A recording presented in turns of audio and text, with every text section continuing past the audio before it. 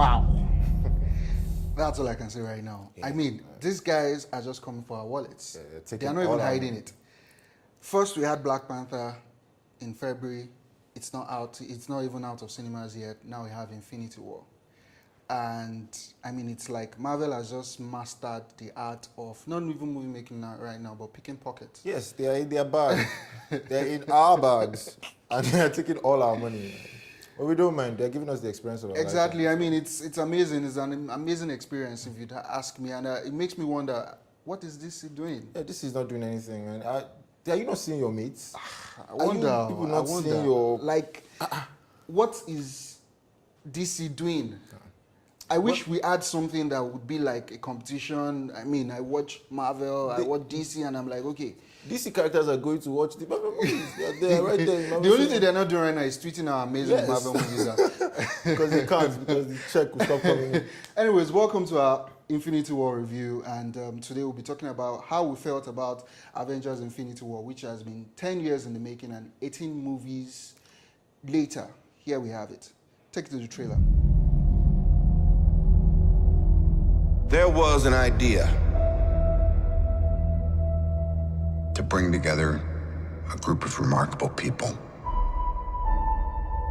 to see if we could become something more.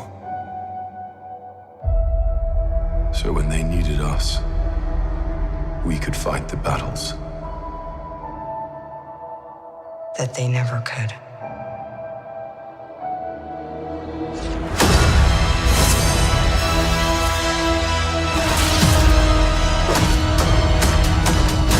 Fun isn't something one considers when balancing the universe.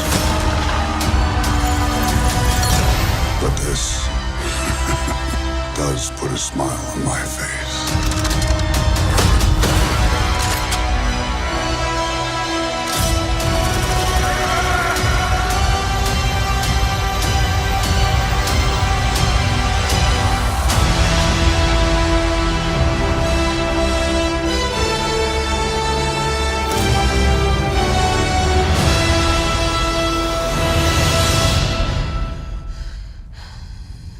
Who the hell are you guys? Before we even start, we have to tell you that there are going to be spoilers in this review. We know that the Russell brothers have had so much Thanos campaigning demands your silence, but us not talking about it. But guys, we'll give you 1 week. Go and watch the movie. But if you're opening this video, just know there are spoilers in this video. Thank you. you've been warned. You have been warned. So, what was Infinity War about? It was about Thanos. It was about the story of The Mad Titan. the Mad Titan. Hallelujah. I love how They raw. add adjectives to their personalities. I love how they captured his essence. Like all through, he has been sitting on his throne and not saying anything and just giving one-liners. He just turn Fine, back. I'll do it myself. But he was so passionate in this movie. Like I loved how they portrayed his essence. You know, this is actually his movie. Yeah, it is. It's So his the movie. Russo brothers actually also told us coming into it that this is The a movie story about of Thanos. how Thanos is going to go on his quest for the Infinity Stones. Yeah. So he can wear them and, just snap his finger. Yeah. Do the step. You can do it all. But okay. Okay. So, so what did you think about the movie? I felt dissatisfied. Why? Like everybody else. Like, no, I wasn't dissatisfied. Oh, I was dissatisfied. Everybody was sitting in the cinema. Like people everywhere were like, "Wait, that's it?" You've been spoiled too much. Every movie has that happy ending, and you want everybody to sail into the sunset, but this singing half Kumbaya, of a yellow and all sun that. ending. No, was this is the story of Thanos. He's obviously a villain. The villainous of Villain. all villains. I get it. So it has to be a satisfaction on his own side, rather than on the side of our heroes. But he didn't seem satisfied. Spoiler. He didn't seem satisfied at the end. It was. He wasn't. The sigh was like, I finally it is done it. done. You get, that was what it looked like to Yeah, me. Like, yeah. But to me, it was also like, what will I do now? You know, in the comics, he became a farmer and all that. Yeah. I mean, I'm trying to imagine Thanos being a farmer, but that was what it looked like to me. Like he looked satisfied. Like, okay, yeah, this is done. I don't know what next, but for now, this is done. And I think there was also pain, because you know when he snapped his finger and then went into the red zone, and Gamora was asking him. Gamora as a little child was asking him. Did you get it? Did you do what did it cost? And he said everything. Yeah. So and I think he even shed a tear again.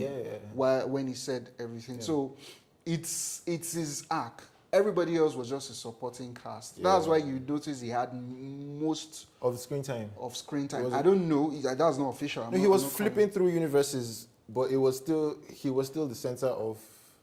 I think Strange also had very good screen time. I'm not sure, but I think. But then, it is the story of Thanos, exactly. And there were no. They didn't sugarcoat his parts. They brought it out to the light properly, and it was very effective.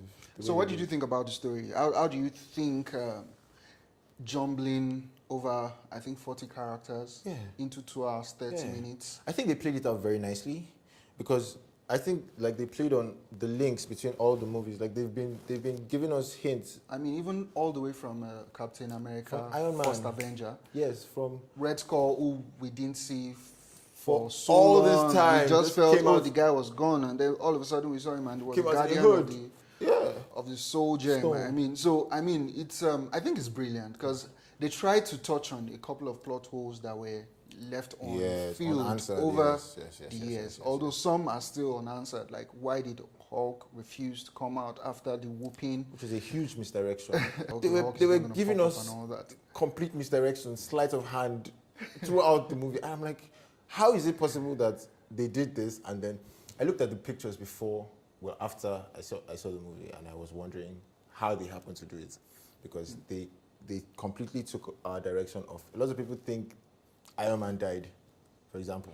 Of course. In the trailers, they were leading us to think that Iron Man and Captain America were going to die. Because, there's no way with all 5 gems in your hand, you're pushing down on a soldier gone. Like Captain America. So, if you notice, the part where where Thanos says, I hope they remember you, was more or less from like a cut from Iron Man looking like he was crying to Captain America holding his hand. So they were playing on our emotions, like one of these guys or 2 of these guys. And they did very good.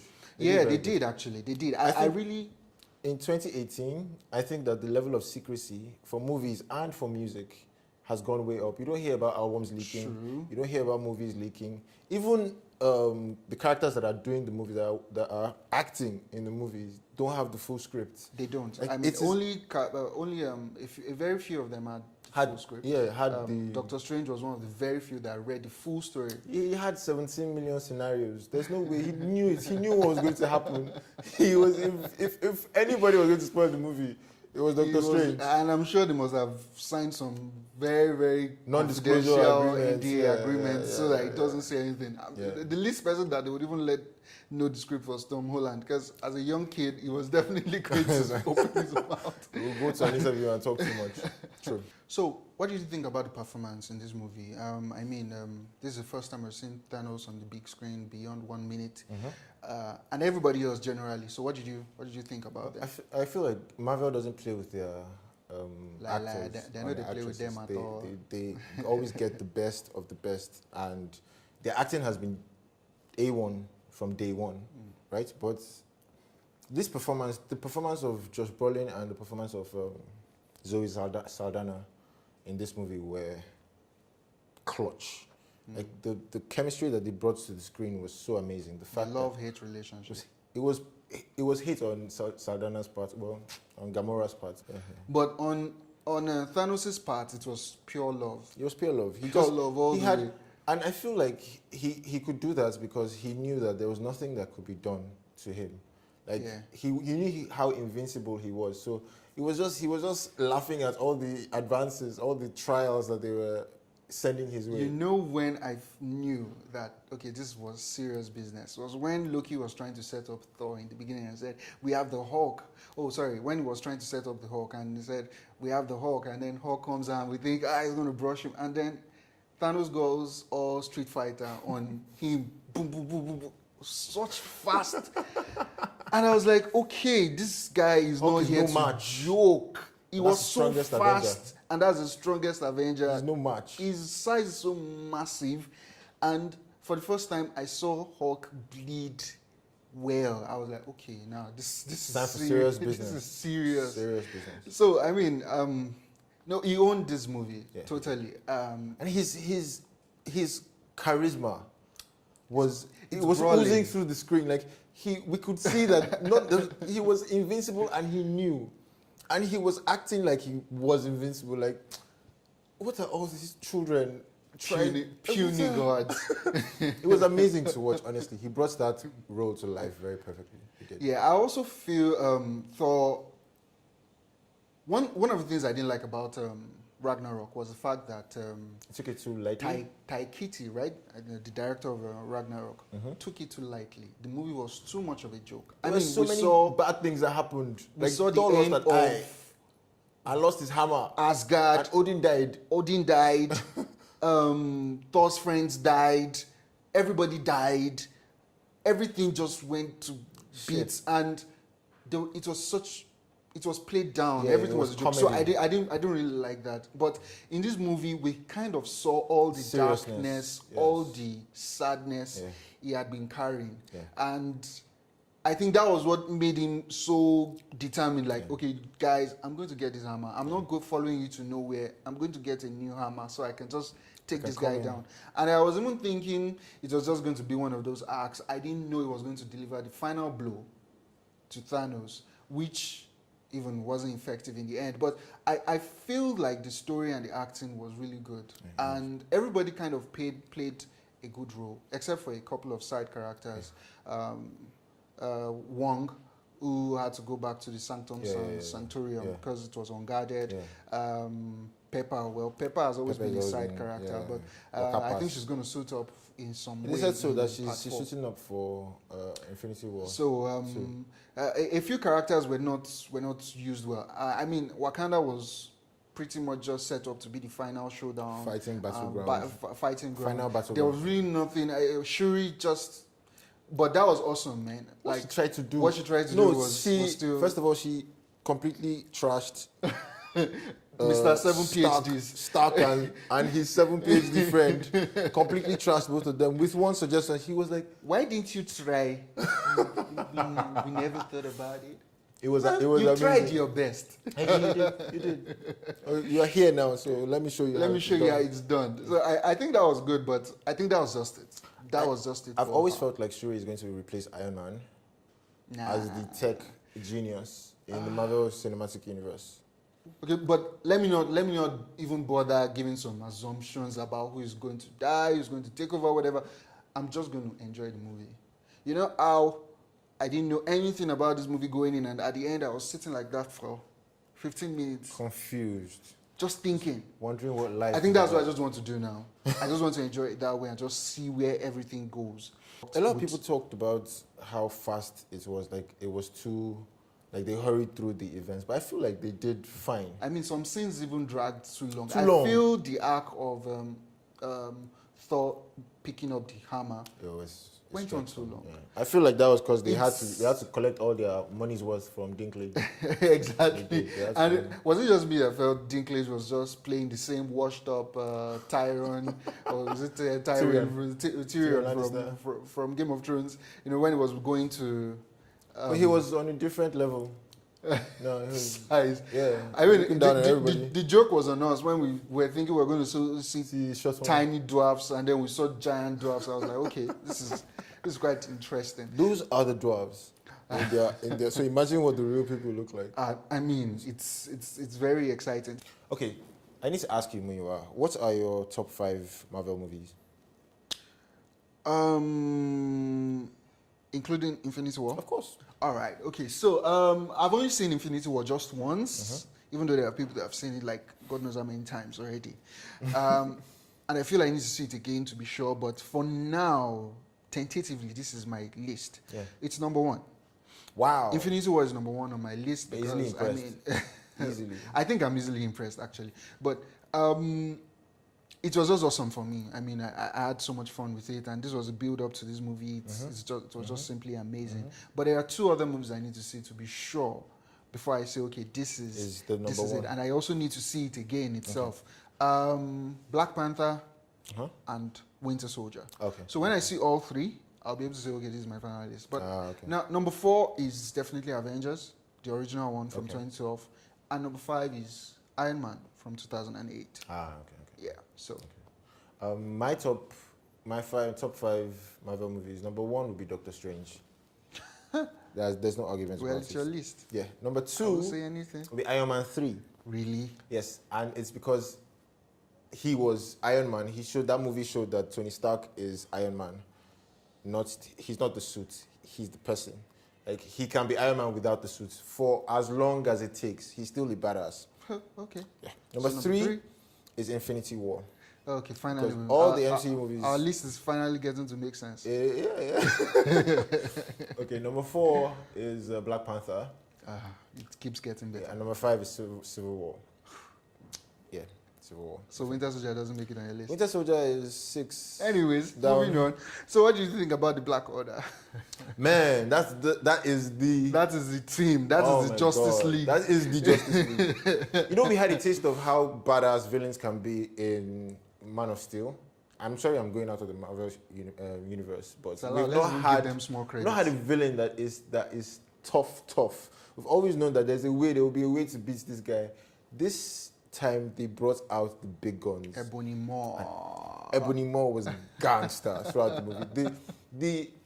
The charisma, the offhanded way he was dismissing arrogance. it was ridiculous. And the fact that it calls humans ugly and all that. And this guy is the epitome of ugliness. It was ridiculous. But I loved the strength with which they came. All the magic tricks and all the technology and all the... They didn't come to play at all. These characters were throwing at them. They were brushing it aside. I wish the Hulk brought his A game, but I mean, maybe in part 4 they would explain to us why. He did though, but he did towards the end. So well, that was Bruce Banner, anyways. yeah, okay. All right. So, what's your verdict? I will give the movie a soda and popcorn. Popcorn and soda. Popcorn and soda. It's the same, anyways. Yeah, what's the difference? I don't get it. And why is that? Because Why not the perfect score? I won't give it a perfect score because there were a lot of things there were lots of unanswered questions. I feel like it's still a piece of the Very puzzle, true. so you can't score it so high because you have not gotten the full picture. True. There are lots of things that happen that we don't even know are important until later on. Why did Doctor Strange sacrifice himself? Yeah. Why did he sacrifice the stone? I think Yeah. it's because He Tony saw Stark is something. very vital. He saw the point. something. Yeah, he saw So something. I think it's because Tony Stark Like is he very had to- vital, and he just knew that Tony Stark Had could to not live, die. yeah. So I think that was why I said there was no other way. Yeah. So I think in part 4 we're going to see that. Yeah. Okay, for me, yeah, I share your sentiments. It's also a popcorn and soda, and that's because of the fact that it's almost perfect. The movie is amazing, it's awesome, it's everything, but there are still a lot of questions, and I feel that those questions will be answered when we watch the final part. Yeah. So on that note, we've come to the end of this review. We had an awesome time watching this movie. We're definitely going to see it again. I would totally recommend it for you to see it. Buy it on Blu-ray when it comes out, and you're going to have an amazing time watching it. Yeah. Till next time, my name is Muiwa from Sodas and Popcorn. And I'm Tedo from Sodas and Popcorn. See you guys later. Peace.